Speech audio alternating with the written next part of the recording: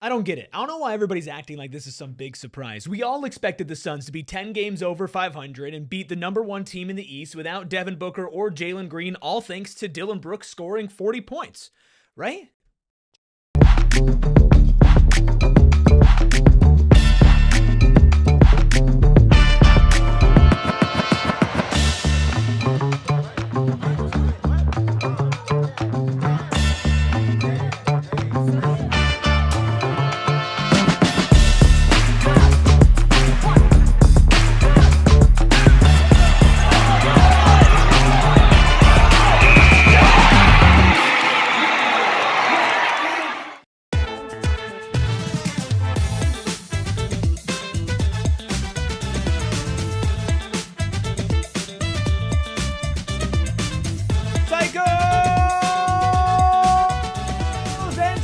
Unite for a vilified edition of the PHNX Suns post-game show, of course brought to you by our friends over at Bet365. Download the Bet365 app, use code PHNX365, deposit 10, place a bet for 5, get $200 in bonus bets as your Phoenix Suns beat the #1 team in the East by nearly 20 points without Devin Booker or Jalen Green, moving to 10 games above 500. I'm Eric, that's Gil. We got Espo and the freckled mamba behind the Mac, making all of the magic happen. Steven will call in with his post-mortem from the morgue as the Phoenix Suns put Detroit to rest to move to 3-1 against the top 2 seeds in the Eastern Conference, 16-6 at home, and all because Dillon Brooks got a special t-shirt pre-game. Hit that like button, hit that subscribe button, help us get to 50,000 subscribers. We're less than 600 away, but wow, I feel like I'm on cloud 9 right now. What a performance, what a team, what a season.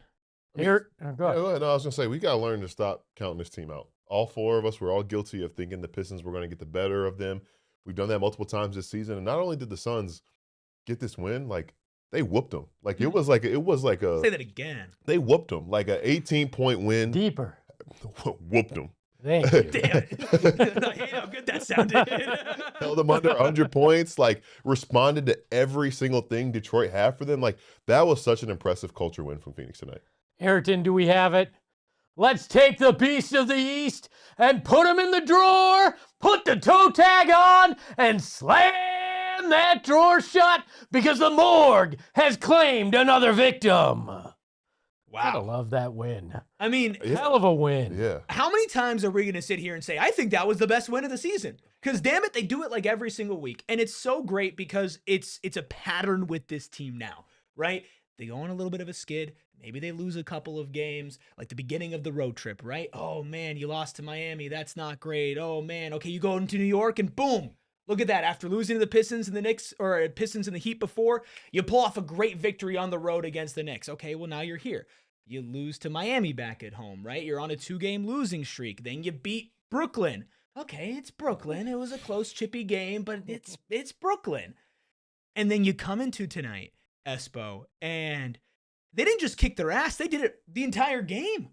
It was a front-to-back absolute annihilation of a team that is now 15-7 on the road, but was 15-6 going into tonight, had only lost 11 games going into tonight, and was fully healthy minus Caris LeVert, which, if you ask Pistons fans, means that they're even better than if they were fully healthy with Caris LeVert. And you did it without Devin Booker and Jalen Green. I mean, I know we have to say them, but I don't know if words can describe how great of a team this is. This was easily the best win of the season when you consider all factors. You don't have Devin, you don't have Jalen. You go out and you're playing the best team in the Eastern Conference, one of the better defenses.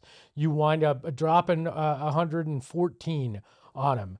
For the 4th time this month, you've held a team under 100 points. You took a team with an MVP candidate and you stuck it to them.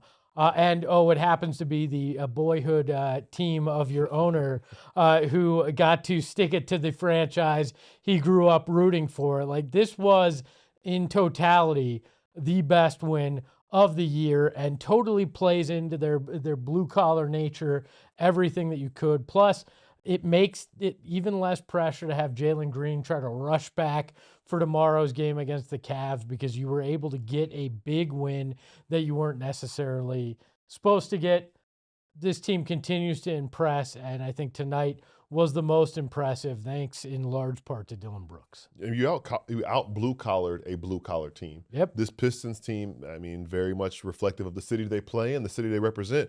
They are a blue-collar team, and they get after it, and you did that better than them.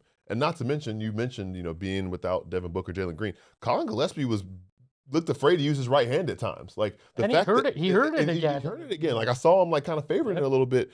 And the fact that he stepped up and knocked down 5 threes when his shooting hand is hurt, it just speaks to the character of this team and the guys in this locker room, the coach that they play for, and that they're willing to run through a wall for. And obviously, we talked a lot about Dillon. We'll talk a lot about Dillon, but just a team effort across the board, the willingness to do the dirty work and the little things, and just finding ways to win even when nobody thinks you can. There have been 2 players that have scored 40-plus points for the Phoenix Suns this season. It was Grayson Allen back on November 10th against the Pelicans in a franchise record-setting performance from deep. And it was our dude of the night presented by Gila River Resorts and Casinos. You do you at Gila River Resorts and Casinos. Visit playatgila.com for more details. It was, of course, the villain on the night where he got his own t-shirt in the crowd. Dillon Brooks, by the way, in just 33 minutes tonight, 40 points, 13 of 22 from the field, 4 of 7 from deep, 10 of 12 from the line, also added 8 rebounds, 4 assists, a steal, a block, only 1 turnover, and only 3 personal fouls. No techs, no flagrants. He definitely did a celebration that's going to get him a fine, but I'm fine with 100%. That. That's going to, yes. Gil, he was just in a space tonight that I feel like we've seen him get into for stretches, but he was in it for all 33 minutes that he was on the court. Sustained it all game. He said it after the game, said he was in a flow state, and you could see it. Like the fact that he was getting to his spots early on, he looked really comfortable out there, and he was scoring in different ways. We talked about making 4 threes, but there was floaters, there was turnarounds, there was getting to the free throw line, and he sustained it in the second half. 24 points in the first half, tied his most points scored in the first half or in a half in a Suns uniform, and then just keep it going in the fourth quarter. You mentioned he had 1 block, and that was just probably his loudest play, and that put an exclamation point on his performance tonight. And shame on the Pistons for getting him going, because you saw Isaiah Stewart was talking a little bit. You saw Tobias Harris was talking a little bit. A lot of these guys were talking. I think that fueled Dillon as well. We talked the other day about guys who play well when they're angry or whether they're motivated or whatever. Dillon was feeling it tonight, and that was such an impressive performance from him to be able to put the team on his back tonight. And just to know that, listen, when this team gets healthy, he's probably your second option or 2A, 2B, however you want to shake it. And to show that he's able to do that speaks how scary this team can be. Hey, look, you can talk whatever you want to Dillon Brooks, but he's going to run your ass out the gym with this team when you start doing it. You're going to run your mouth, and they're going to run you out. And I could not be more surprised with what we've seen from Dillon Brooks this year, and could not be more happy. This is the second time a Canadian has come in and helped change and save the Phoenix Suns. And no MVP this time, but definitely an MVP for the team this year. And you know what? The more you think about it, maybe All-Star makes sense with this whole international thing going on. I think Dillon is starting to, it might actually have a shot here now that we're getting close. Maybe the best attribute for Dillon Brooks tonight was his timeliness, because it really does feel like it. And hopefully it's not too little too late, but yes, he did it on the villain night where his t-shirt went out to the first 5,000 people. Everybody was wearing it. The whole team was wearing it when they were walking in. Team chemistry through the roofs. But then you have Charles Barkley going out there on Sirius XM with Eddie, and then also on Inside the NBA, and making a impassioned case for Dillon Brooks to be an all-star this season and putting his foot down on it and comparing him to a Draymond Green, which I think is fair, but we haven't seen Draymond score like this really ever, except for a couple of games here or there. Like, this is sustained for Dillon Brooks. Tonight was 40. Tonight was a career high. Tonight is probably the single best basketball game that Dillon Brooks has ever played on any level. I said it while we were out there. I got to go back and watch some Oregon tape. I got to see if he had this in his bag back then. But no, easily given the defense too, like Detroit is Detroit's the best defense in the league. You could say, oh, maybe that Detroit is the best defense in the league. They have it at every single position, from center to point guard. They have every single part of the blue collarness that the Suns have, the grittiness, the physicality. They don't send guys to the free throw line often. Guess what? Dillon Brooks was there 12 times tonight.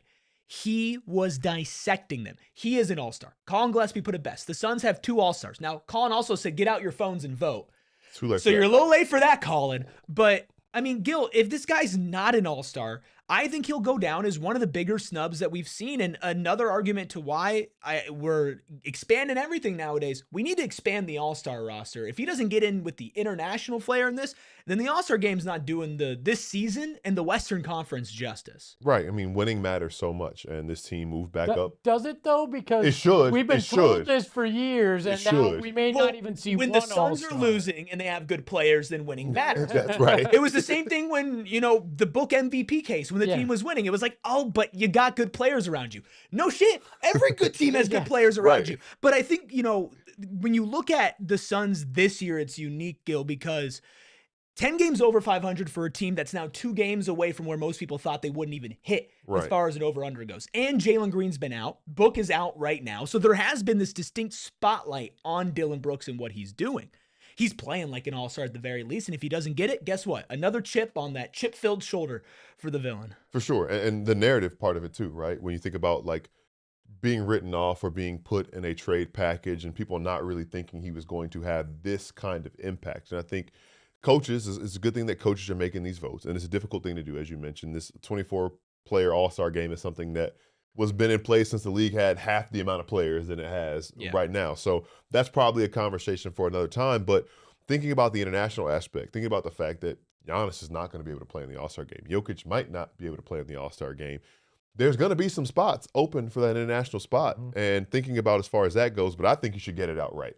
The fact that he bounced back, and I think the most impressive part, as you kind of both alluded to, the fact that people are going out and campaigning for him, Charles Barkley, and there's more of a spotlight. Like, what is Charles Barkley talking about? Like, Dillon Brooks is no all-star. Knowing that there's probably more eyes on him, easily could have laid an egg or not played very well. But to have maybe the best game of his life, best game of his NBA life, when everybody's watching and seeing if he's really an all-star, that's all-star stuff. Is there a chance that maybe he does get in and Book's the guy that doesn't because of the injury? I don't think so. Like, I think if Book might not play, but I think Book's getting in. This is going to be very interesting on Sunday because I think there's a world where they both get in. I think there's a world where neither of them get in. And it's going to be fascinating to watch when they unveil the rest of the All-Star rosters on Sunday. And you can watch it with us right here. We're going to live stream our reactions to it Sunday afternoon around 4 o'clock. Kind of to that point, and we'll go live early before they start announcing to talk about this. I think if the Suns have one All-Star this year, they're going to give it to Devin Booker. If there's one thing we've learned when pining for Devin Booker to make the All-Star game is that there's a certain group of guys that are stamped, certified, you're getting in if your team is good. I think Devin Booker's been in that category. You see media talking about him. So many media members have him in the All-Star game. I do think if they get 2, then it would be Dillon. I can't see it being the other way around. I don't see the coaches doing that specifically, but I do think that there is an argument for, like, again, there's only been 2 players who have scored 40 for the Phoenix Suns this season. It's Grayson Allen and it's Dillon Brooks.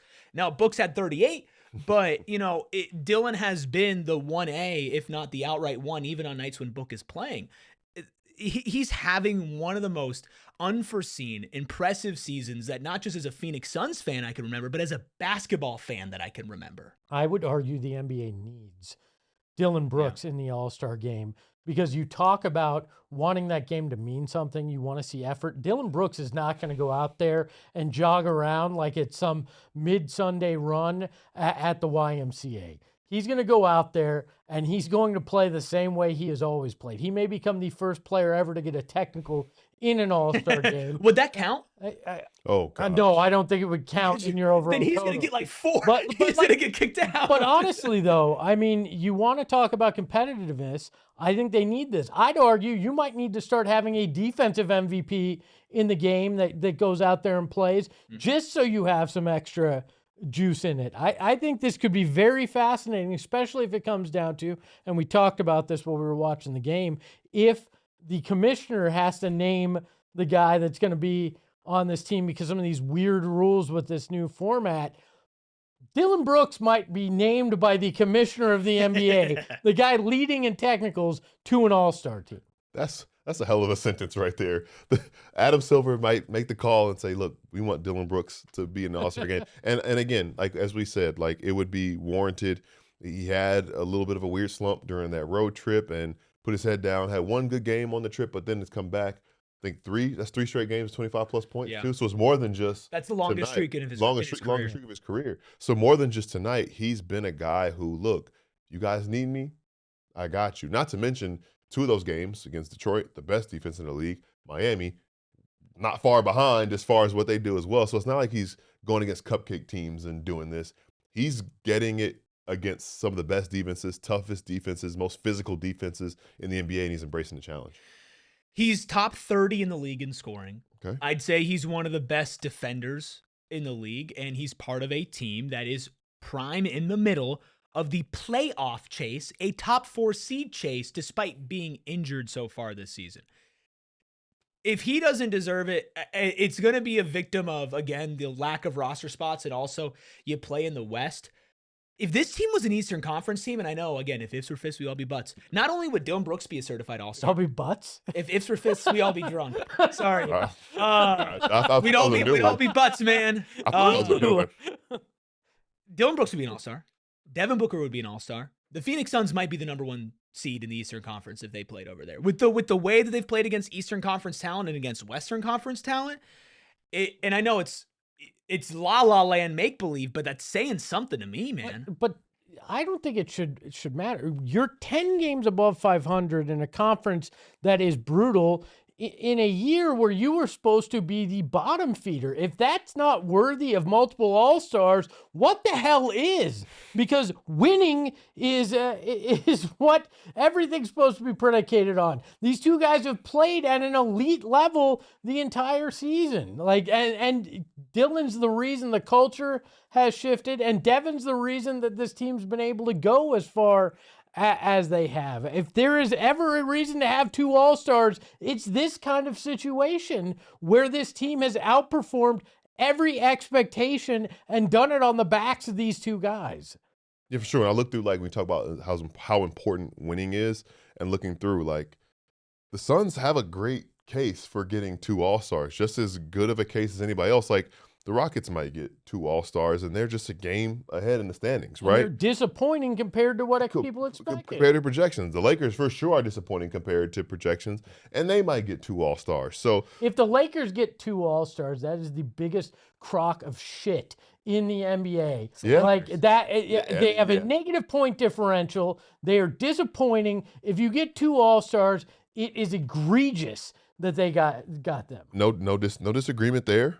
And the same thing people are saying the Clippers should get 2, and I'm like, come on, like, no way. Kawhi should be there, and hands down, and that's it. But yeah, I think it's Kawhi or Harden, and Kawhi is taking the mantle, and they're playing it there. I get that, but they shouldn't get 2 either. So for all of that, I think that, like, when you talk about it, I think the Suns have just as strong a case as anybody, if not stronger, actually stronger than most, to have 2 all-stars in this game. I think realistically, if Dillon Brooks gets in, and this will be the last thing before we hit a break, it will be because of an injury. I don't know if he's going to outright be picked, but like you mentioned, Giannis, Jokic, guess who just rolled their ankle in Cleveland last night? Luka.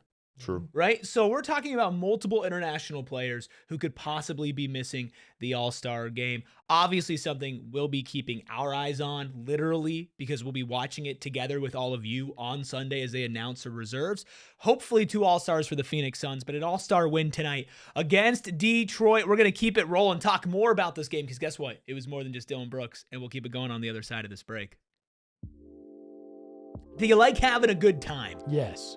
Go to Gila River Resorts and Casinos. All right, next ad. Well, it actually really is that simple with Gila River Resorts and Casinos, but they're always doing fun stuff. Like they're bringing Vegas vibes to Phoenix from now through April. The Vegas residency at Gila River Resorts and Casinos brings energy, attitude, and excitement of Las Vegas right to you. Exclusive concerts, extended DJ sets, chef-driven dining, pop-up bars, surprise cameos, plus, of course, the fabulous Corvette giveaway. Drive into excitement at all 4 casinos with 4 Corvettes and 4 chances to win big. You can enter on Fridays, Tuesdays, Saturdays, Thursdays, doing all sorts of different stuff, especially using the card, which is Gila River Resorts and Casinos special card. And then at the end of April, the 27th, the 28th, 29th, and 30th, each one of those days, one of you could be getting a Corvette. Of course, only one place to do that. Gila River Resorts and Casinos. So don't miss your chance to accelerate into luxury, play, earn, and win at any of their 4 casino locations today.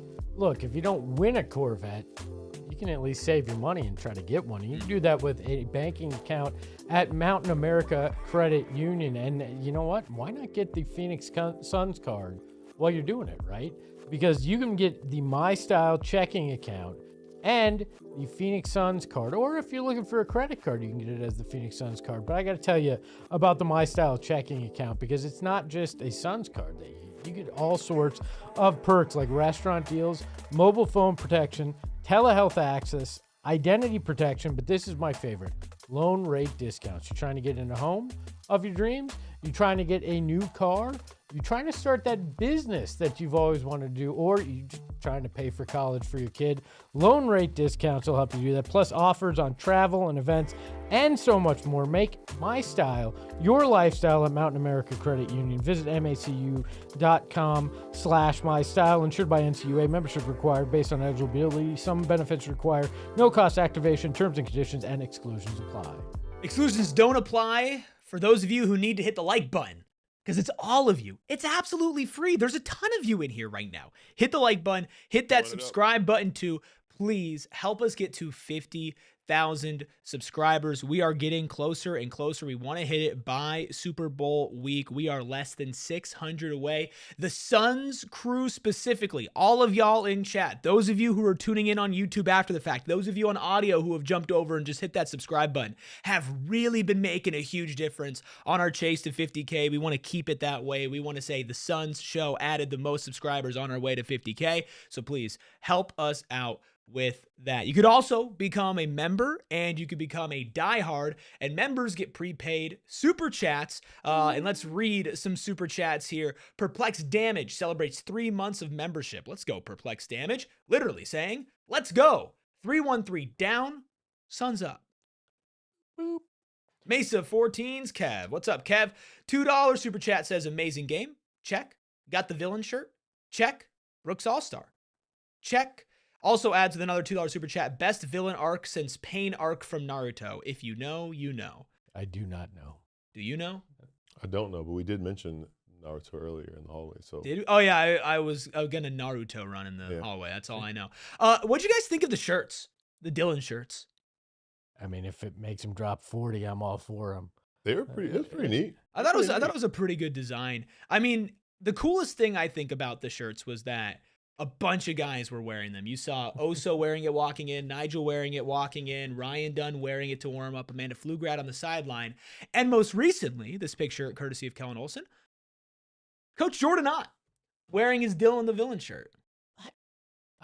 Am I missing something? What's the cloak? Like, it's Star Wars. It's a Star Wars. It's a Star Wars. It's like so we're trying to be the Emperor. The Emperor won for a majority of the time. So. Yeah, I mean, I'm not knocking it. I'm not knocking it. I'm about to say, I was just trying to understand. Like, I think villain, I go somewhere else. I don't go Star Wars, but that's because I'm not a giant freaking nerd. So, where do you go then? You know, there's all sorts of different things that come into mind when I think of a villain. It's just not Star Wars, because I had things like sports and girls that I cared about in high school. Oh, okay. I was gonna say I think superhero villains, but you nerd. I think Thanos, maybe. You know, oh, that's not nerdy at all. It's not. That's I'm too busy thinking about Thanos to be a nerd. No, I'm thinking about, you want to talk nerds. I'm talking about villains. I'm talking Michael Jordan, Kobe Bryant. Those are villains to me. That's the curve there. There we go. That's fair. I was gonna say, when I saw it and I was trying to figure out what was going on, because I had the same question at first, and I saw that they collaborated with Lucasfilm. What? Hello says Espo cared about girls. If only they cared about him. It's still true. Fair. I love it when I'm Hey. not the butt of hello. Hey, jokes. let me say this. Nobody that cares about Star Wars got cared back by Star Wars. Nobody cares about that. So. If you watch some of the last movies, that point would be proven true. It's a fair point. But all I was going to say is I saw that they collaborated with Lucasfilm, and I don't know how hard or easy that is to do, but for them to work with Star Wars. When you make the call and you say, this is for Dillon Brooks. They're like, oh, yeah. I don't think they did. I think they just slapped the logo on there. Yeah, They're we like, got- we got to make this official. Sure. It's free pub. It's free pub. Well, I think everybody wearing the shirt especially just kind of embodies like this whole team buying into Dillon Brooks' identity. Kind of like a nerd buys into Funko Pops. Hold on a second. We got somebody here said, where's this comment? It was Espo, you might not be one, but you look like one. Well, That's tough. I mean, it's true. Nerds wear are the in, glasses. by the way. Like Yeah. nerds are cool now. Like Well, being a you know. nerd is now cool. It's Yeah. no longer not cool. Nah, I mean, back in my day, you get your ass kicked for looking like that, Right. so- And 50 years ago when you were in high school, times were different. Yeah. Okay. Okay. No, I think being a nerd is cool now. You say that because you were a nerd. Let's Yeah, be but like I honest. think being a nerd, like I don't think being a nerd has always been cool. But if You're you gonna look get at like stuffed in a locker, all right? Like Marvel is huge. That's nerdy things. Pokemon is huge now. That's nerdy. Anyway, we don't need to get into this. Let's get into some more Suns ball. Obviously, Dillon Brooks, head of the snake tonight. Gil, why else did the Phoenix Suns beat the #1 seed in the East? Well, we said it before the game that three-point shooting was going to be the equalizer or the difference. And tonight it was resoundingly the difference. 16 threes to the Pistons 6. Again, I mentioned 27th in terms of volume, makes, and attempts.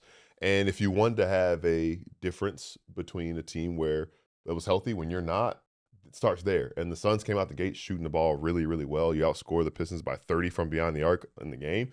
Like, that was big. And also just bringing the force to them. I think, like, something that's not even on the stat sheet. The force. But the force. The force was with the Suns tonight.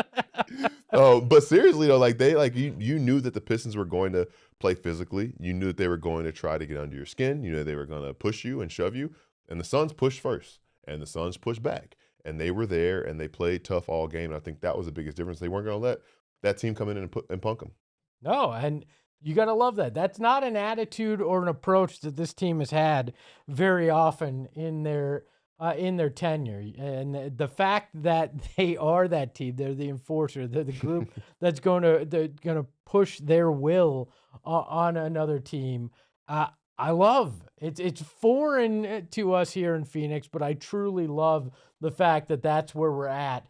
And even in a night where all the odds are stacked against you, you find a way to do it. You come through and you play really good defense, which has become the hallmark of this team, especially when they're missing Devin Booker. Yeah, I mean, the defense, if you look at just the stats side, okay, steals, you were tied, blocks, you outblocked Detroit by 1. But, I mean, Detroit had that third quarter where their defense really flipped a switch, and the Suns were kind of able to sustain that and go on a run at the end of it. But the three-point shooting, Detroit hit 6 of 29 from deep. This is their big problem, right? Like, they're the #1 seed in the East, but if there's one weakness, one Achilles heel to the Detroit Pistons, it's their three-point shooting. That's 21% from deep on 29 attempts. It's not going to get it done. The Suns were 16 of 42. Not only did they shoot 13 more, they made 10 more. The Suns also got to the line more times. They were 24 of 29. They shot a better percentage and shot 8 more free throws than the Pistons, which was not the case last time and something the Pistons don't usually do.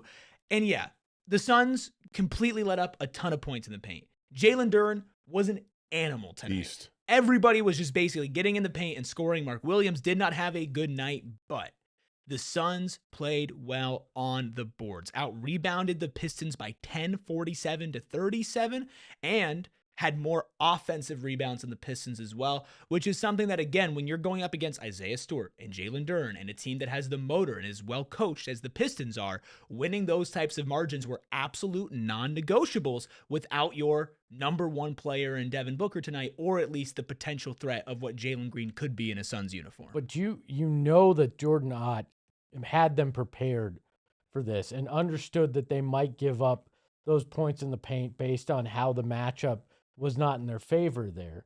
But they still managed to hold them to 96 points. Kara brought it up in the chat. I had it in my notes that they went almost 8 minutes, the Pistons did, without scoring in that final frame. Like, these are things that they came out prepared to do against the Pistons, and they did it to an elite level. And yeah, those margins are where they found it, but that's where this team's lived on most nights where they've succeeded, is on those margins, winning the 3-point battle, winning the turnover battle, winning the rebounding when it counts. Like, they've done these things, and they did it yet again tonight when they easily could have folded in that third quarter. They were up double digits, coming into the second half. They get it cut to 77-74, and all of a sudden the Suns balloon that lead back up to 93-78, and then the defense shut the door. Like, this team did all the little things right tonight, and I got to applaud Jordan Ott for having this group prepared, even when it would have been really easy to just go, you know what? Probably ain't gonna be our night tonight. So, nope, it doesn't matter. They go out and they take care of business. So before the game, I pointed out 4 players, and I mentioned them, and I said that the Pistons kind of have their own fire department, so to speak. And I said Tobias Harris is a starter, but he's a guy who is the one that kind of creates for himself because Cade creates for everybody else. And then I mentioned Javonte Green, Ron Holland, and Jaden Ivey. Those 4 guys combined for 13 points. Tobias Harris had 13 points.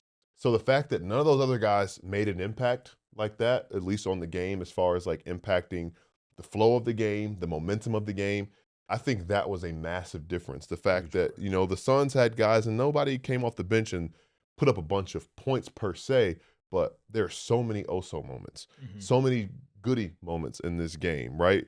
Like Bouye, got to talk about what he did in 20 minutes on the floor as well. So your second unit, I think Detroit's depth is something that sets them apart oftentimes, especially when they're going against teams in the Eastern Conference.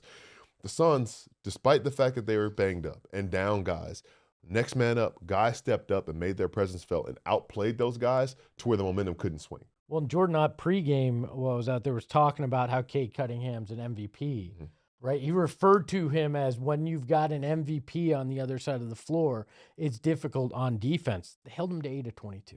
Yeah. They, he still had much better night 26 than his first night, but still not great. No, you forced him out of his comfort zone. Was 2 of 9 from deep. Had 26 points, but he was 8 of 22. That goes a long way too. That was not easy buckets. Sure, Duran had 10 of 11, but you didn't let anybody else get anything easy tonight. When you look at the bench, right, you go to that Philly game where the bench had 50-plus points, right? And usually those are the type of nights that you say, man, the bench really stepped up. I look up and down the list, and I just see some hard-nosed defense. Isaiah Livers in 11 minutes, guess what? He had hustle plays, 5 rebounds, 2 assists, one of those rebounds on a missed free throw for him that led to a Ryan Dunn corner 3. Ryan Dunn and Oso played multiple straight possessions of just top-notch defense. Ryan's not going to have the top-end scoring performances that most guys are going to have, but he was playing defense to a level that I've rarely seen him hit tonight, and he was playing it really well in tandem with Oso. There was a stretch of time where Detroit could not score on Oso Ighodaro, Ryan Dunn, and then Jordan Goodwin. Jordan Goodwin with a team high, plus 21. He only took 4 shots. He only hit 1 of them, only grabbed 4 rebounds.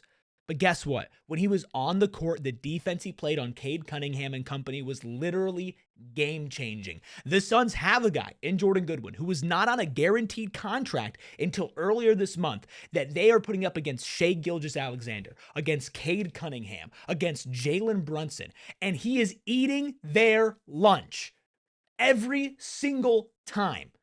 It's insane. And this is a dude that was cast away by his former team. Ryan Dunn was the end of the first round. Oso was a second-round pick. Don't even get me started on Jamari Bouye. And they can all score at some points, but every single night they bring their defense, and that is game-changing if it doesn't show up on the stat sheet. Well, at what point does it become not surprising with Jordan anymore? Like, at this point, that's who Jordan Goodwin is. And he's going out there, and tonight, I was sitting next to John Voida from Brightside, and we were talking about how that's just kind of the expectation now is, this is what he did against Cade Cunningham last time, and he annoyed the hell out of him again tonight. We've seen him do it against Luka and other top guys. He goes up against centers. Like, Jordan Goodwin is just an irritant. Jordan Goodwin is just a damn good defensive player. Jordan Goodwin is a guy that fits the exact mold that when Matt Ishbia got up there last May and told us, this is what I want from a Phoenix Suns team. This is, you're going to be proud of this group. He's the poster boy for it. There's a reason that Steven talks about him being the ultimate blue-collar boy, because he is, and that's the expectation now. If he has a night where he doesn't do that, that's where I'm going to be surprised moving forward. Not for nothing, he also held his own on the block against Isaiah Stewart, one of those plays too, which was something that was really notable. And Steven talks about it so much that what Dillon is for that first unit, Jordan Goodwin is for the second unit. And you talked about out-rebounding the Pistons tonight, and Suns had 11 offensive boards. 7 of them came from reserves. Goody had 3, Oso had 4, and Isaiah Livers had 2. So thinking about that mentality that carries over, the effort, the stuff like that, like, because some people sometimes hear like, oh, he's a nuisance and it's just poking at the ball, stuff like that. It's not giving up on plays as well, right? The tip in, getting the putback, and setting that mentality, the standard for everybody else to kind of follow him doing that. And the coolest thing I enjoy the most about watching Goody play is that when he makes those plays, he fires himself up and he just wants to do it again. Yeah. He's like, man, I poked the ball for you. I want to do it again. Like, he'll go to the bench and like, it looks like one of those things like he's like hyping himself up. Like looking like, man, like you're turned up right now. And he does that like when he gets a putback. Next time he gets a putback, watch his body language and see how hype he gets. The flex, like he's like, it's just a really fun player to watch, and everybody else has to match that energy. Sometimes you got to be your own hype man. Yeah, sometimes. Sometimes. Who else is going to do it? Well, you know what I'm hearing? I'm hearing that we got a whole lot of options for blue-collar boy of the night. But who's going to get it? Well, you're going to have to stick around past this to find out. You know what you can get? And it's very blue-collar. It's those scratchers from Arizona Lottery. Let's start with the multiplier scratchers, the perfect way to add to your life. With multiplier scratchers from Arizona Lottery, you can multiply the good things like vacation, relaxation, and celebration. The 3 things the Suns refuse to take because they're locking down everybody else's favorite team. Because with over $270 million in prizes, you could win big with enough to do more of the things you love. Multiplier tickets start out at just $1 and have prizes up to $5 million. Plus, you can also get triple games, which are triple the fun. 3 exciting triple-themed games from Arizona Lottery. Play triple red sevens and triple cash payout scratchers for the chance to win top prizes of $100,000. And triple red sevens fast play has a progressive jackpot starting at $30,000. And of course, you can get it all at your local Circle K. Find all 3 tickets at a retailer near you and go have some fun with Arizona Lottery. Gil, you may not know this about me, but me love Windows. Windows amazing, but me love everything that you have to use to redo home. And Window Depot has it all. That's right. I can't do the voice the whole time. But Window Depot, unbelievable. It's more than just a window store. I know, Gil, it's taken a while to convince you of that, but we finally gotten there. It's more. I believe. It's just a window store. I'll take you there. We'll go there one day for lunch. I'll get lunch. We'll go look at the whole show. Do they sell lunch at the window? They don't, but you want to get your bathroom redone? They got that for you. Thinking about doing something with your kitchen? They got that for you. You want to redo all the windows in your home? They got that too, of course. They're Window Depot. And they have the biggest selection at the best prices, so why wouldn't you head out there? Contractors love them, and owners love them as well. So go to the Window Depot. You can go to windowdepot.com right now and get started on your next project today. Order online and pick up in store. Hit that like button, please. Hit that subscribe button as well. Help us out. Help yourself out. Get us more in the algo. Bring more Suns fans in. And if you got a Suns fan or a basketball fan and you want to share the show with them, well, it's real easy. Just hit that share button. So we talked a whole lot of blue-collarness last segment, but the question really lends itself to then who gets the nod? And this is a guy that last time against the Pistons played immaculate. And tonight was no different. Give it to Oso Ighodaro. 6 points, 9 rebounds, 2 assists, a steal, a plus 19 on the night, 4 offensive rebounds in just 20 minutes. from a guy that, I don't know if y'all are seeing this, and we talked about a little bit in pregame, is starting to get some national buzz as a sleeper, great defensive player out there. Gil, the love for Oso was warranted, and tonight he was an absolute game changer against the top team in the Eastern Conference. Absolutely. Top team in the Eastern Conference that has a pretty staunch front court rotation. When you talk about Jalen Duren and Isaiah Stewart, we've talked a lot about those guys, but I was most impressed by the fact that he withstood their physicality and matched their physicality, because very easily that could have caused him to back up a little bit and not play his game. But he was right there banging with them around the block and rebounding and holding his own on the boards, finding ways. There was the one, he had the crossover on Stewart and got downhill, which we're seeing basically once a game from him now. And the way that he connects, the way he's a connector, he looks so confident in himself out there. It doesn't matter who you line up across from him.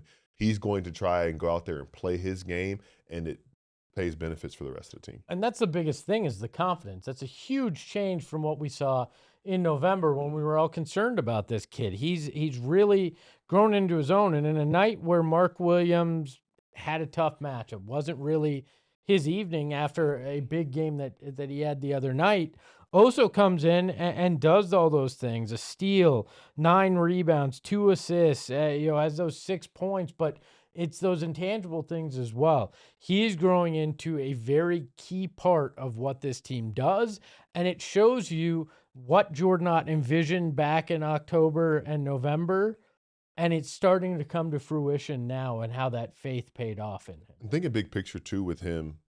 When the playoffs or the postseason rolls around, the playoffs roll around, they talk so much about the game slows down, the game gets more physical. And that's what the regular season is for, to kind of learn how you're going to adapt to those situations. And at this point, I know we're still, 35 games away from the postseason, whatever my bad, but we're getting there.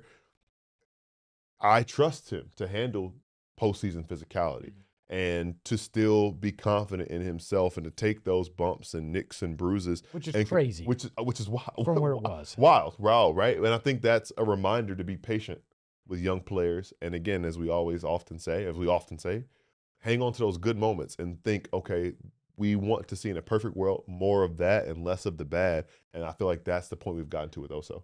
Going into the season, you would look at a team like Detroit and you'd say that's the matchup for Mark Williams. Right? You say, okay, smaller ball center, faster center, maybe that's a matchup for Oso. Look, we gave Mark a lot of love the other night. Absolutely well-deserved. If we're calling a spade, he was absolute barbecue chicken tonight. Jalen Duren was getting anything and everything that he wanted in the paint on him. Isaiah Stewart as well. Mark just could not hang.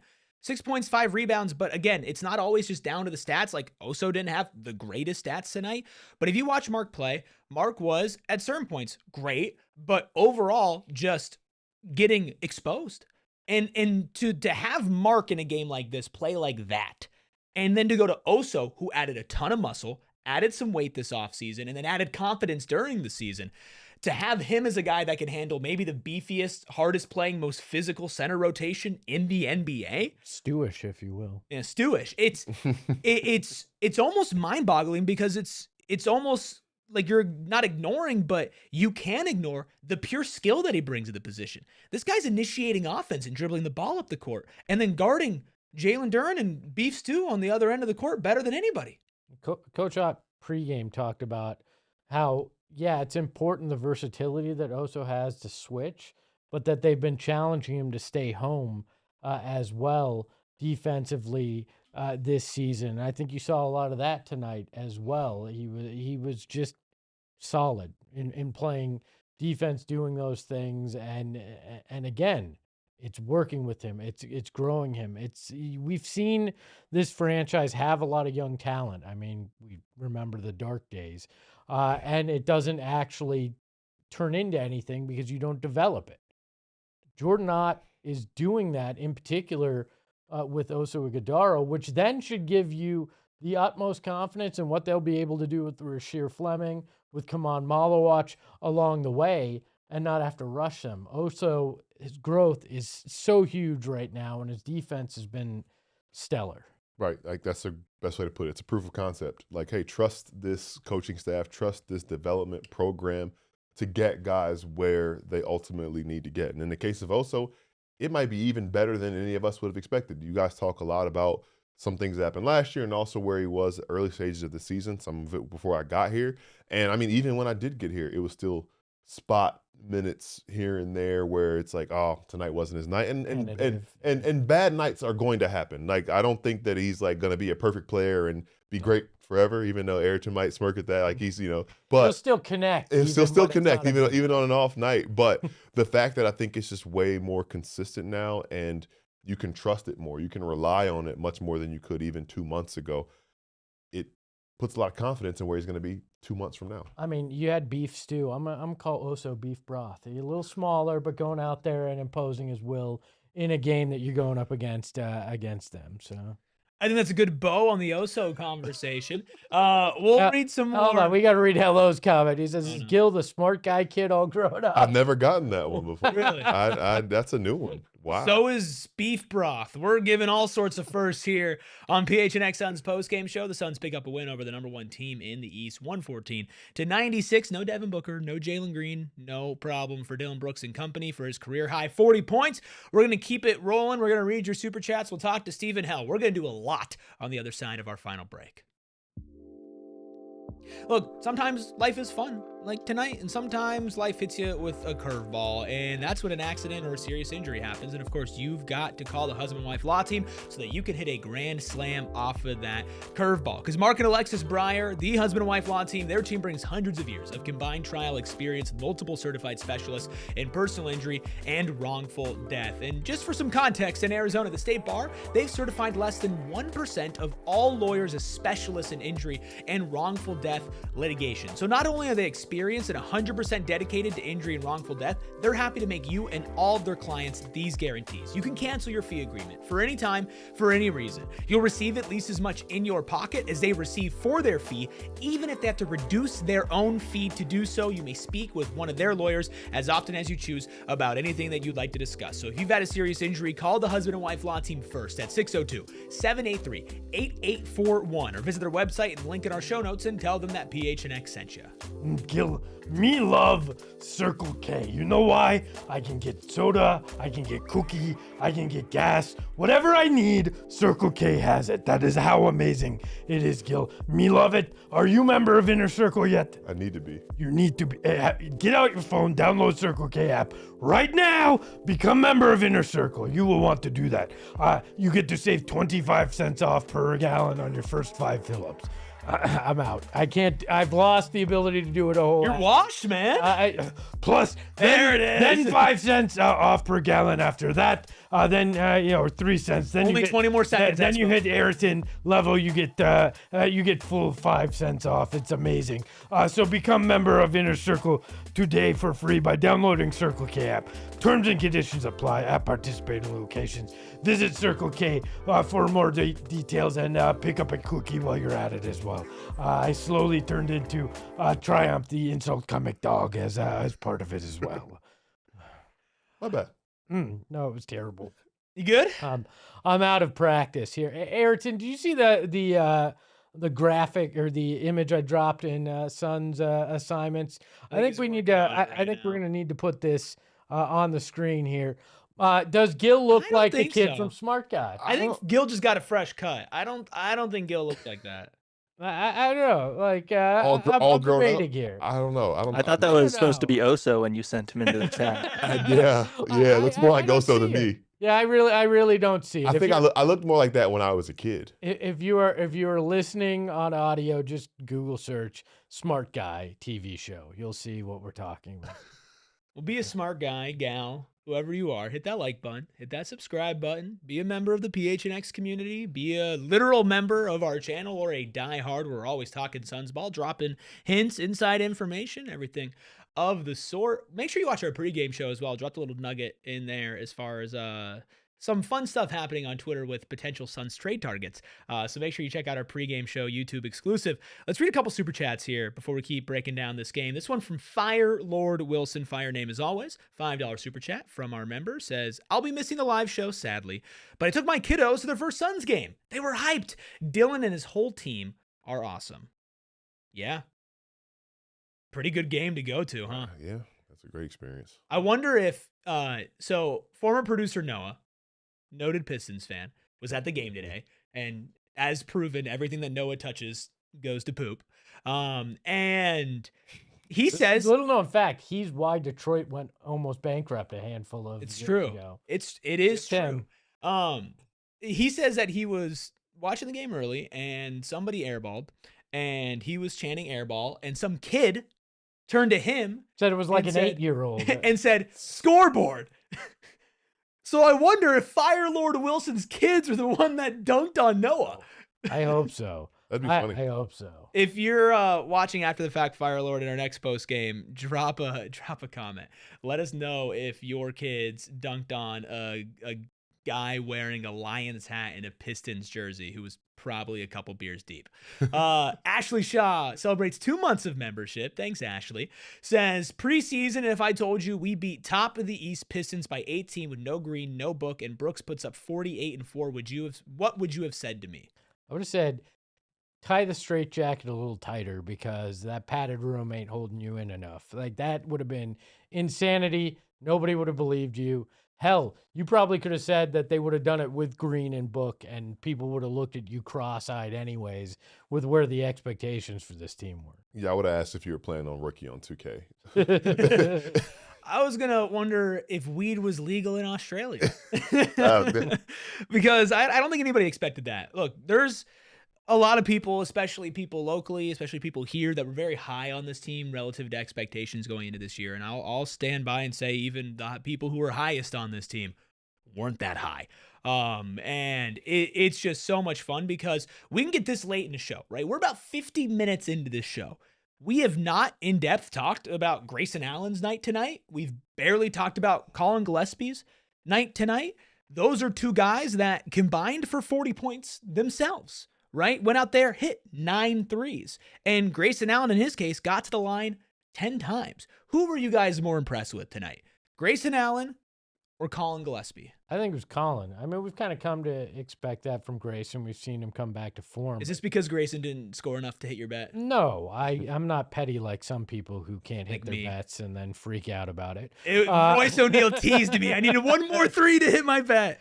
But Collin with the injured hand, seeing that wrap pregame and looking at that up close, I was surprised that he was able to do what he could in that first quarter.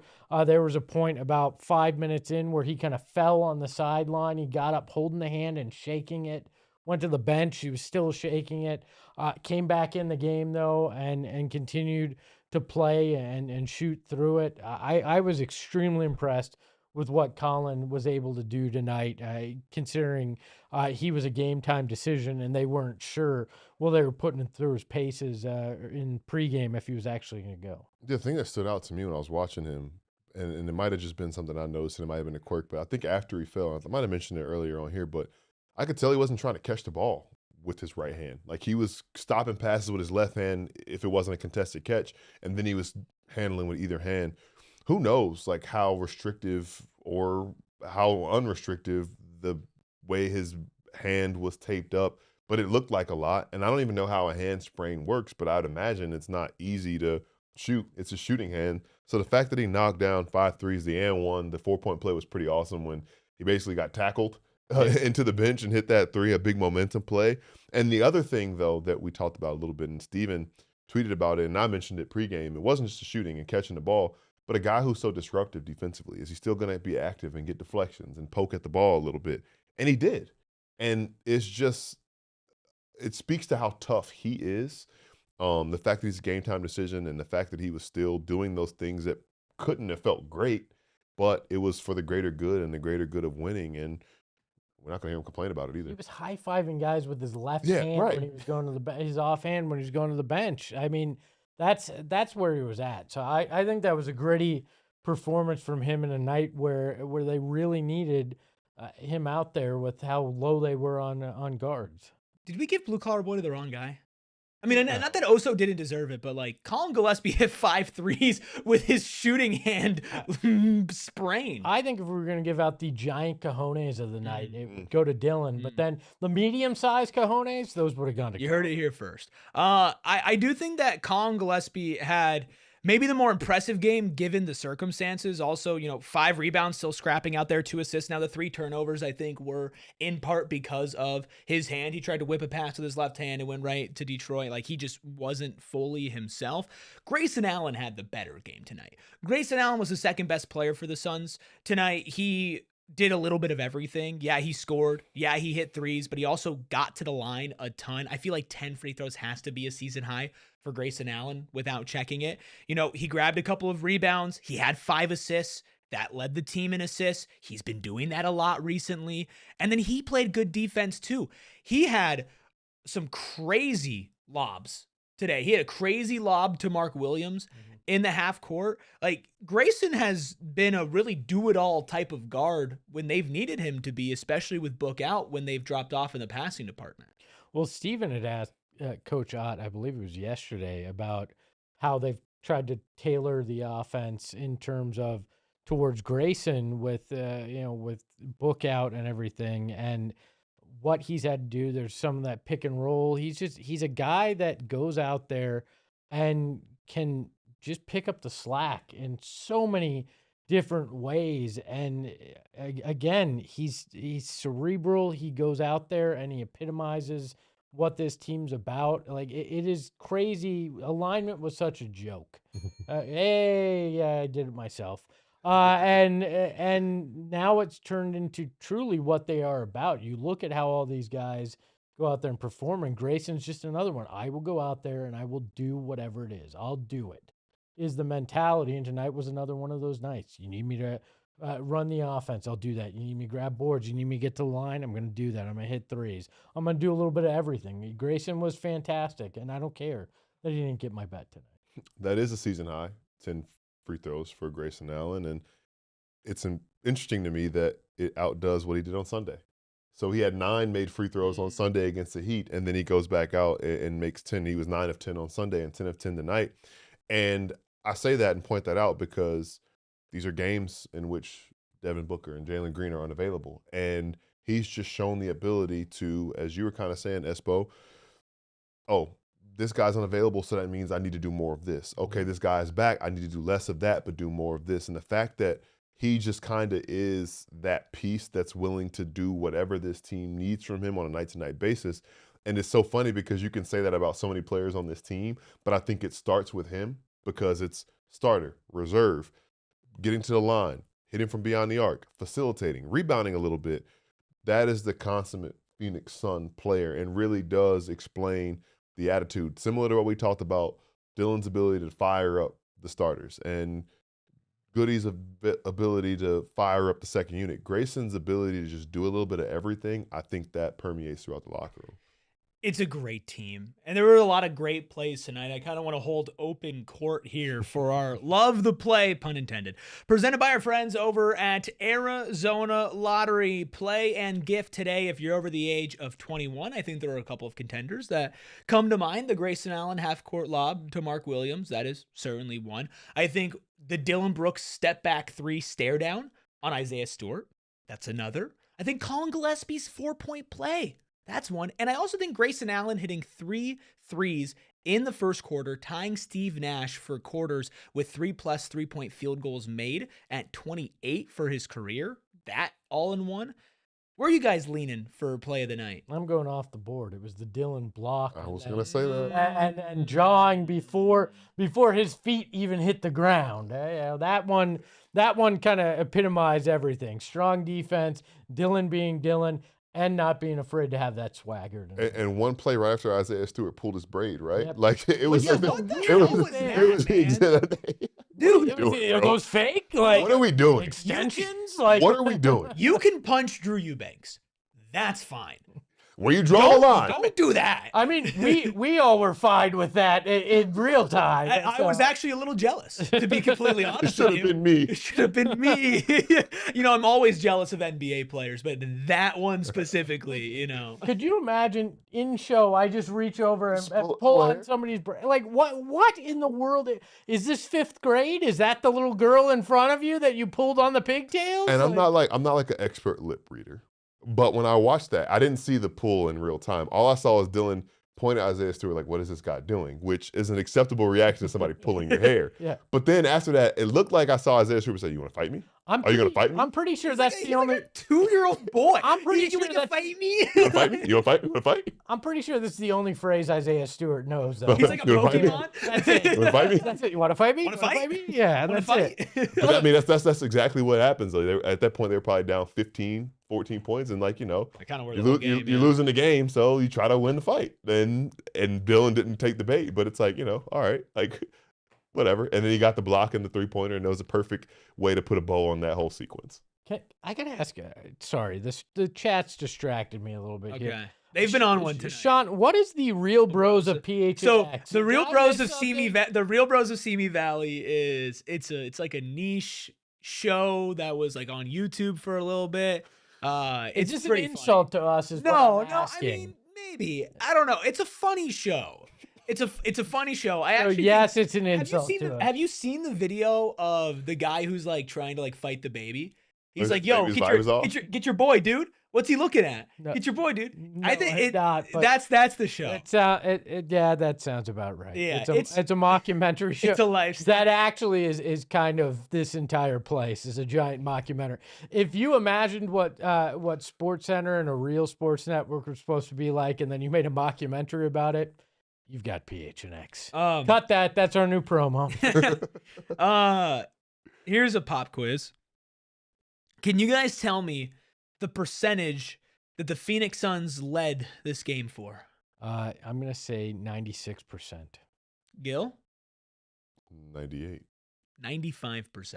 Mm, The Detroit Pistons led for 1% of this game. dang. That's 1%. again. I wonder if that was the beginning Whooped of 'em. the game too. Yeah, I mean this was a thorough ass kicking. Mm-hmm. Like Whooped this 'em. was an absolute thorough ass kicking. We'll hear from Dillon Brooks here in a second. We'll talk to Steven here soon as well. Is there anybody else that we haven't really talked about? Should we give a little love to my guy that I've been spewing propaganda? Propaganda is not the right word because it's true. Mhm. I've been spreading the good word of the educator. New nickname, by the way. Jamari Bouye. Hold on. We got too many the something. The educator, Yeah, the connector, the villain, the gladiator, the beef broth, like beef broth. Jamari Bouye is very good at basketball. He is very good at basketball. Like thinking about again, like I said it during the game, like he had to shake some of the rust off that first game back, and he's been solid ever since. And tonight, it was just timely. It was the balance. It was the ability to finish. It was the basketball IQ, the getting down the floor. It was one play where he had that transition layup, and EJ on the broadcast is like, man, he's just wasting energy trying to catch up with that guy. He's so fast and so quick. Like he brings life and energy into a team basically immediately, and it's an invaluable trait that he has. I can tell you that they consider him one of the younger building blocks. Maybe not. They understand he's going to be a key part of the bench. I think there's a very concerted effort to try to convert him from that two-way this year because they value what he brings and his effort and the way he's been able to do it. I mean, he's averaging almost 8 points a game since he's been here. He's shooting 54%, and he's been a difference maker, despite the fact that he was really the 17th guy on this roster and came in much like Gil in the middle of November. Yeah. So. I mean, everybody knows my thoughts on Jamari Bouye. Every time he shoots the ball, I expect it to go in. He's shooting 54.1% from the field, and he's taking tough layups. Yeah. Like really hard shots at the rim. Took it right at Isaiah Stewart, who's one of the better rim protectors in the NBA. He's only 26 years old, right? He'll turn 27 this year, but that's pretty much the same age as Collin Gillespie. Right. And it's a very similar story to where it's okay. You're like at this point in your career and you finally found your place at home. And I think because of the Jalen Green injury, it's so much more important this year. Because I know there was a conversation with, okay, Jordan Goodwin and Jared Butler, right? It was like, oh, you could keep both. You have a roster spot open. Well, if you did that, you wouldn't be able to maybe convert Jamari Bouye here at the deadline. I mean, and CJ Huntley's playing in the G League. They cut CJ Huntley from a two-way to sign this guy in the middle of the season, and they would not have won multiple games this season without this guy. I mean, hell, some people would suggest you should have kept Butler instead of Goodwin as well. So, you know. Yeah. Not me, though. I was very clear on that one. But Jamari's also a hell of a defender. Yeah. He's not just some like skill guy. He's got a little handle, can hit an open three and a layup. No, like this dude is an athlete, and he is a plus defender at his size. He fits the entire, mold of what this group's looking for. I would never doubt the brain trust. So obviously they saw something in him to make this move. But I don't think anybody saw this. No. Nobody saw this. I mean, I remember when the signing happened and they kind of just put him out there to see what he's got. And then pretty quickly they're like, oh, wait, this guy could be a fringe rotation guy? And it's like, wait a second. This guy should be in the rotation. And, I mean, during the concussion, during the time he was in the concussion protocol, we were like, man, they could really use him right now. Mhm. This game kind of got away because they didn't have a guy like him to stabilize things when they got out of hand. He just gives you a similar but different look with the things that he does well. And, we talk about it tonight. There were a lot of times where the Pistons responded and the Suns counteracted. And having guys like that, especially on a night where you're mostly shorthanded, I don't see how this team competes or exists without him at this point. Real quick here, before we hear from Dillon Brooks and Jordan Ott. Steph No. Steph, no. Not Steph. Made a contract projected value thing where you put in like a player and it's their projected value contract-wise this season versus what they're making. Jamari Bouyer's projected value for his contract is $17.8 million. He is currently a two-way player on the Suns. That's how you win games in the situation that you've been in. They did that for podcasting. I put it in, I'm negative value. Oh, there we go. Aware. A guy who's definitely playing over his contract value is Dillon Brooks. Obviously a career night from him. This is what he had to say on dropping 40. I was just getting to my spots, letting it fly, and getting to the line. I got to the line like 12 times, so I just got to keep replicating it every game. It's so funny how like mild-mannered he is off the court and always continues to be. But obviously, like we mentioned, this team is embracing him. Jordan Ott's embracing him. Jordan Ott, I'm getting choked up here, wore the villain shirt, and Dillon Brooks spoke a little bit more about his relationship with his head coach. He works tirelessly on his craft like me, so I can relate. Appreciate him for wearing the shirt. Keep it close, and he knows where to get the guys in the right spots to make plays, and I'm glad he trusts me to make plays. So much has been made about the relationship between player and coach, and we've talked so much about Jordan Ott empowering his players, and talked so much about this kind of being the vision for Dillon Brooks this season, and the confidence that comes from your coach believing in you. And you hear about that, like accountability, trust, belief, and the product and the result are performances like these. So, you take, the good with the bad, and there's been way, way, way more good than bad this year. And I think it all starts with the relationship that those two have, because to be able to get the most out of each and every one of your players, you have to be able to connect with each and every one of your players. And very obvious that Jordan Ott's been doing that this year. Yeah, very obvious. We're going to get to Jordan Ott again here in a second. First, I want to shout out Keybon, who just gifted another PHNX Sports membership. Keybon's been doing that a lot lately. MVP, MVP, MVP. And I believe now for the second time, Lost Highway 4840 has received a free membership. I believe they've now doubled up on receiving a free membership. So good for you. You know what you get access to: exclusive emojis, exclusive content, everything of the sorts. And you can also become a member today for just $5. Okay. You know what we call Lost Highway people like that? Freeloaders. Wow, freeloaders. Well, look, Just pay it forward. That's all. Pay it forward. For real. We heard Dillon Brooks on Jordan Ott. This is Jordan Ott on Dillon Brooks' big night. Yes, I agree to all that. I do think there's a piece that you guys don't get to see is like outside of the game. Yeah, both sides. Starting matchup. Again, Cage had such a great season, MVP level. Took that matchup from the get-go, and then offensively, I just thought early our intent offensively was great. Their defense is elite. We're great at protecting the rim, protecting the paint, and we got there early, and then we made the right plays. So you get in the paint, not all the time do you have a finish. Sometimes you have a spray out. You just got to read those decisions once you get into the paint, and I thought we were great early. Dillon was a big piece of that.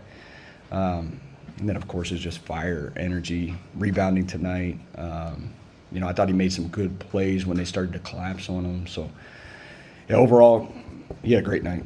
Obviously, career high. And we needed all of them, and we're going to need it again tomorrow.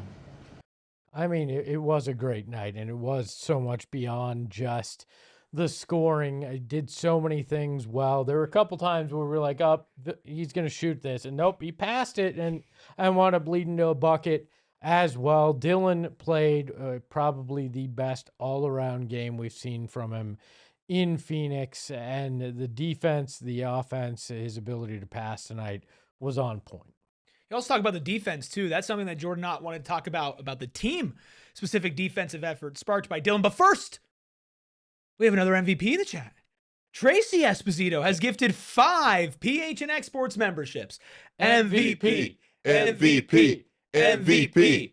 Sandman. She's the MVP at home, too, just so you know. Double Real MVP. Love to see Sandman 520 get a gifted membership. Sandman's been around for a while. Enjoy that. Also, Ramza Shepard, Tank for Manning, Pedro, and Jeremy all getting PHNX memberships courtesy of Tracy Esposito. So big shout out to all the MVPs, new and old, in our chat. Now let's hear from Jordan Ott on the team defensive effort sparked by their leading scorer. Yes, I agree to all that. I do think there's a piece that you guys don't get to see is like outside of the game, how he communicates on the court in practice or shoot around in our film sessions. Our vets do it. Book is constantly talking to our guys, pouring into the young guys. They've seen so much. Book, Royce, Grayson, and Dillon have seen so much that helps your defense when they're able to pour into it. So he's going to have to do both always. We try to manage, especially on nights like this, when he does take the primary and when we can help him save some energy because we're asking him to do so much offensively. It was not only him that started it, but Goody's minutes on Cade. We're really, the difference in the game when you can take a point of attack guy out for large portions of time. I really thought the middle of the third into the fourth, where they really struggled to score, that was kind of our response to how they came out of the locker room. And that's what we needed. They fought back. They obviously talked about something at halftime and it worked. And then our response from that middle of the third into the fourth was super critical. I mean, that response that he's talking about, Detroit flips a switch, and then the Suns flip their own switch, and they hold them to just 3 points, really, in that last 8-minute stretch in the third quarter. The only quarter, by the way, where the Suns were outscored by the Pistons. Look, this was a fun win. We think this is their best win of the season as far as a total team play without the guys that were with them, but the magnitude of this win as well, to go to 10 games above 500, to take down the number 1 team in the East that beat you the last time that you played them. Royce O'Neal, who's also seen a ton of basketball, spoke about the magnitude of it all post-game. Big time. Especially, us trying to, get wins with guys out, bounce back. They're a team that plays hard, scrappy, offensively, on the rebounding end, they top 2. I think just taking a challenge, getting those, possessions for us, defensive rebound, converting on the other end, just playing the right way. Big thing with Royce we've seen a lot, and it wasn't necessarily like the loudest night for him, but we saw him going at it with Tobias Harris. And I saw like a couple times he and Dillon, talk about the defensive effort, were switching between Tobias Harris and Cade Cunningham. 2 of Detroit's probably best people at creating for themselves. And just thinking about his presence and, knowing that he might have lost a half a step defensively or whatever, but there's never really a time when he's on the court where you don't feel confident in him bringing what he's on the court to do. And some nights it's shooting, some nights it's facilitating and rebounding, but all nights it's just his veteran presence. And I think that what he had to say and the way he played is another example of that. Was he trying to dress like Dillon's villain shirt? He just the hood up. With the hood. Should I put the hood on for the rest of the show? Well, look, we know that there was another death in the morgue tonight, which means it's time for another post-mortem.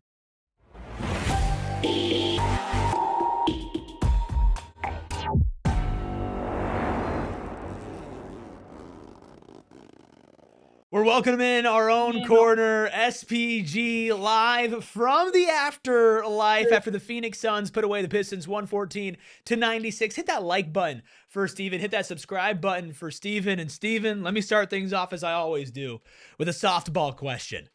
Dillon Brooks. Bucket. Big bucket. All caps, the emojis, all of that. He special, man. 40 on 71.5 true shooting percentage against the best defense in the NBA without your two best players on the offensive side of the floor with you. Like, that's very special. You can start there with the buckets. The way he just kind of wore that top tier quality player for them on offense. Starts getting double teamed. And you know what he finished the game with turnover wise? 0. Right? Well, they took one away from him then, if he had 0. I saw 0, but either way, the double teams and the attention that he was seeing while not being a natural primary creator, like that's very special. You don't get this win without him being able to kind of understand, okay, I've done a lot of work, I'm getting the attention I need. Now it's time for everybody else to eat, but still being locked in to get what he needs to in the second half too. Very good win for the team. Started with him for sure. Very good win, and I think coming into it, we knew not to ever count the Suns out. We've learned that much, but I think all of us would have agreed if they won the game, it would have been close. This was thorough, and it was an 18-point win. What do you think contributed most to the fact that the Suns were able to be so dominant throughout the game? I say this in the utmost complimentary way, just audacity. Like, this team is very stubborn. That 20-5 run that Detroit went on, that was the real Detroit Pistons. And then the Suns met that resistance after a timeout with their own through the middle of the third quarter, pretty much throughout the rest of the game. And they didn't really let up the rest of the way either.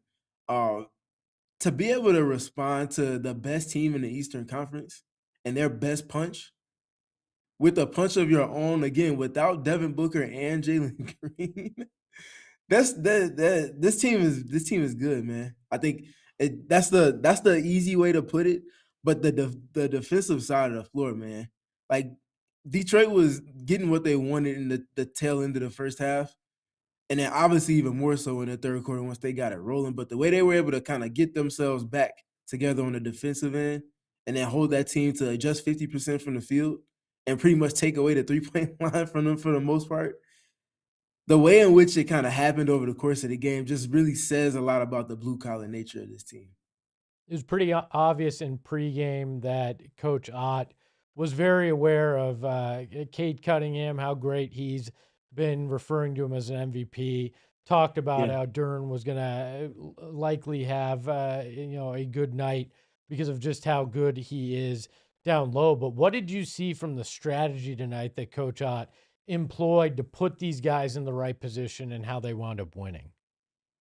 Yeah, it wasn't anything like special per se. They just did their job and they did it very, very, very disruptively. You start with Dillon on the ball, and then Jordan Goodwin comes into the game after the tone that Dillon Brooks sets on Cade Cunningham. He picks up that baton. Dillon moves off the ball, and now Dillon is a thorn in their side with all of his reads that he's making defensively off the ball. I think that part of his game, like, he gets a lot of attention for the on-the-ball stuff, but the off-the-ball, especially if our offense isn't doing much around him, he just is early in his gaps. They try to get into a pick and roll with Cade and Jalen Duren. They're not moving around their pick and roll like the Suns do on offense, like we've talked about. So Dillon just starts hopping over, and by the time Duren gets the ball in the paint, Dillon Brooks is just there and stonewalls him. So he gets no momentum into his role, and then they end up having to kick it to the corner. I think he's like Javonte Green or something. Decent three-point shooter, but not one that's going to get that type of a reaction out of them. They end up getting stops. Like the peel switches we've talked about on the podcast, Dillon is doing all of those things. Anytime he's a low man, he's early there. He's kind of covering up for guys or just helping them be even more solid than they would be if his presence wasn't there. Like that, I talked with Jordan out about it, just him being like the middle linebacker for that defense and just kind of being able to go and play off or read and react all the time. it really makes this team good, like past just the pressure on the ball, because then they make you make extra decisions, and he's always in the middle of all of it in some capacity. Sticking on the defensive side of the ball, I felt like tonight was one of the better Ryan Dunn defensive games that we had seen in a little bit, especially defending in tandem with his draft mate, Ighodaro. Can you just talk about how much of a difference those two can make on the defensive side of the ball when they're clicking? Yeah, it starts with the ball pressure. Them being allowed to do the things that they want to do defensively. Offense starts with the on the ball. So naturally you start with Ryan Dunn there. Him being able to kind of play in tandem with Jordan Goodwin on the ball at times, but also being able to just be active off it, where it feels like sometimes Ryan is even more disruptive when he can get off it, just because he's an athlete in space and he can do athletic things when you don't have to worry about guys being able to do what they want to do with the ball in their hands. So it starts there, and then naturally him getting in transition is where he's at his best on the offensive side too. And then with Oso, man, he's just very disruptive. I think like we've talked about how smart he is on the podcast before, but you can tell he has like a times two multiplier with how he's seeing things on the defensive end. And when he really gets like comfortable, you can see it. And he wasn't backing down from the Isaiah Stewart matchup in any capacity today. And I think that speaks a lot to his general growth this season. Hashtag force, like Gil continues to tap the sign on with him. And again, it just helps to make this second unit something different than what it even was just a few weeks ago, which is already one of the better units in the league. Without Devin Booker, how important has, and especially in a night like tonight, Grayson been in kind of being that calming force on offense, being that point of kind of attack and running things without Book? Yeah, he's been very important. Today was a lesser volume pick and roll game for him. The previous two games, where his first and second highest pick and rolls ran in a game this season. And I think that's not just because they had to default to him with Collin being out of the lineup and everything. I think that's a vote of confidence that Jordan Knott already had in him, and it's a natural ramp up because of the guys that aren't available. And they've got good looks against like in the second game that they had without Devin. But even more so tonight when you're looking at Grayson, you get Collin back, you still get some of the stuff that you were seeing before Collin came back in tonight's game from Grayson, but you also get the free throw attempts. Dillon had 12, I think Grayson had 10 tonight. And that speaks to putting pressure on the rim. So it's the pick and rolls that he's running, and then it's also that ability to just get downhill. Grayson was really good tonight. It's obviously the plot is Dillon because of the 40 ball and everything else that he did and the shirts involved with it and everything. But the kind of subplot would probably be Grayson for me because he was razor sharp in a game where he finally didn't have to shoulder the brunt of everything in terms of initiating the offense. And I think that's something that's really going to help them down the line. You have Dillon that can go and get buckets on his own accord, and then you have Grayson that can go and do things on his own accord, in addition to what Devin and Jalen can do for you when they're healthy. So the team is coming around. How many of these shirts did you steal for us tonight? Both to assume that I would find a way to go and get one because I have nada for you. But wait, no, time out. We're not putting this on me because I'm not the only person we had at the arena today. Am I right? That's true. I wasn't there the whole I game. can hear Ayrton laughing in the background. I was in the upper deck where they don't give shirts. You were hanging out with all the classy people down there, so you could have done it for us. I'm just a lowly man of the people that was in the upper deck. Just a lowly familiar man to Mortgage Matchup Center, more familiar than I can ever be. But go off though, you got it. That's on me. They changed everything. I don't know where anything is in that place anymore. So, as my wife says, you sit on a throne of lies, referring to me, not you, Steven. So. Steven, I know he asked you this before. I did not get a chance, unfortunately. Steven, I know he asked you this before, so bear with me here, but it feels like a question that needs to be asked yet again. Yes, it is. Yes. You know what I was about to ask? That's so real. And see, That's so real. Hey, that's called being aligned. I was about to say, well, for those of you who haven't figured out what I was going to ask, was this the most blue collar win of the season because you out blue collar the blue collar team? So there you go. We locked in. And a blue collar city. And Don't yeah, lose that. that's true. That's the most blue collar city as well. We locked in. Second. It's the second most blue collar city. Second. Look, I'm a big Yeah, fan hey, of listen, Scottsdale, listen, Arizona let's as go- well, but let's So pump the brakes. me and Tracy gonna have to get on you for that one. You know better. Hey, the mean streets of Detroit beat out Chicago any day there. But so most blue collar win. That's a yes. Absolutely. For me, it definitely is. Take Jalen and Devin out the mix. You take that team being number one in the East coming in here, and you take their best shot, and it still had no impact on the 18-point win that you ultimately were able to get. Yeah, that's it. That's it for me. Steven, what I love about you is that you're level-headed. You watch a lot of basketball. You know, you know what's going on. And I want your honest opinion here, even if it lets me down, okay? Is Dillon Brooks an all-star? Yes. Woo! Let's go! Yes, he I is. love that we're applauding him. Why? Because this game obviously is very loud, as it should be, a career high 40 points, but this is not the first time he's had one of these type of impact games on both ends of the floor. It feels like it's more often that he's had games akin to what this one was in impact than it is in games that he didn't have this type of impact on both ends of the floor. And again, that with the team that hasn't been healthy all season long in terms of the top tier pieces, like you don't get to this point without Devin doing what he's done, but you also don't get to this point without Dillon doing what he's done. And if you're talking about the Suns having what could be a top 5, top 4 record in the Western Conference by the time we get to the actual All-Star break, and you look at the other teams that are in that group of top 4, top 5, how many All-Stars do those teams have? Connect those dots. 1 + 1 is 2. That is true. Yeah, I had to do the math a little bit in my head. It took the ASU guy with the sunglasses a little. So I didn't realize there. that was going to be the end of your sentence. It wasn't that I was struggling with the math, but I did fact check. You are indeed correct. Any final questions for Steven here? Is it tough being as good as you are? Wow. I don't know how to answer that. I would say that you set a standard for yourself. You gotta meet it. So that part is tough, but that's where the growth, and that's where everything kind of comes from. But I appreciate it. Thank you. It's almost late enough to say top of the top, Steven. Almost. It's bottom of the bottom. We got a back-to-back, so we're gonna be at it bright and early tomorrow. Any final thoughts, Gil, or questions?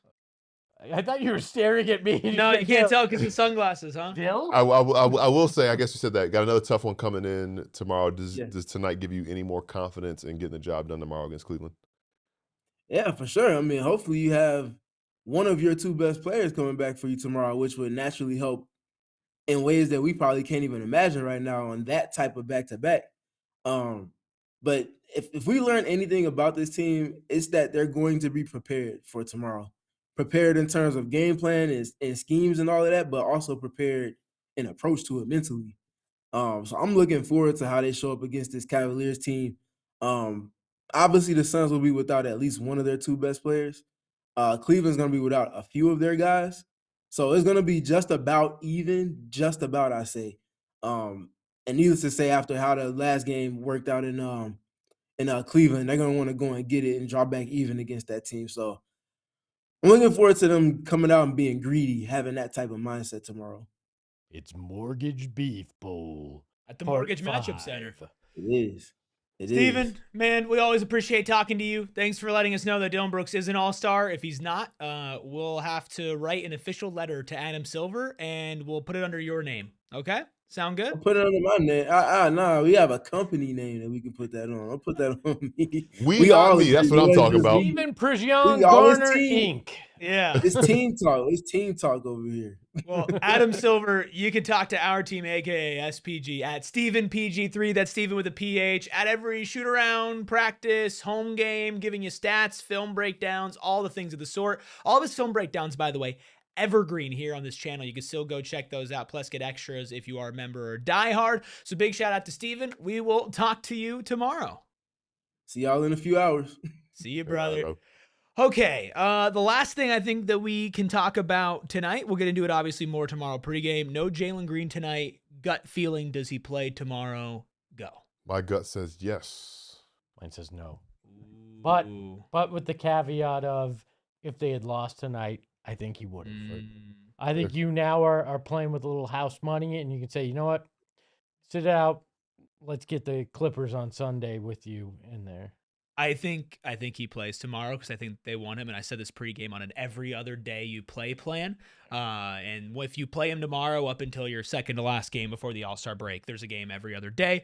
Obviously, when we find out, you'll find out because you're following the PHNX Suns Twitter and Instagram account at PHNX_Suns with all the injury report updates, breaking news, updates from practice, all of it. Be the most informed Suns fan. Plus, during games, I'm out there posting my little heart away. I put Dillon Brooks' head on a Michael Jordan body today. Accurate tonight. We're having fun out there. So if you like having fun, make sure at PHNX_Suns is on your timeline. Of course, you could also follow the Freckled Mamba, who is teaching me Nutella tricks that I never learned in school at Freckled Mamba. That just sounds dirty. That does sound dirty. You can follow Espo, definitely certified, #NotANerd at Espo. I'm a dork, damn it, and you respect that, all right?